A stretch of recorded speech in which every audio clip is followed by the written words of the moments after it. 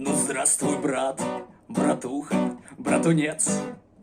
Как ты, братан, братишка, братованский, братюня, братка, бро, брательник, братанец, брателла, братик, братандер, братулянский.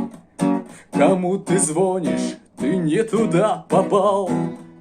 Прости, братан.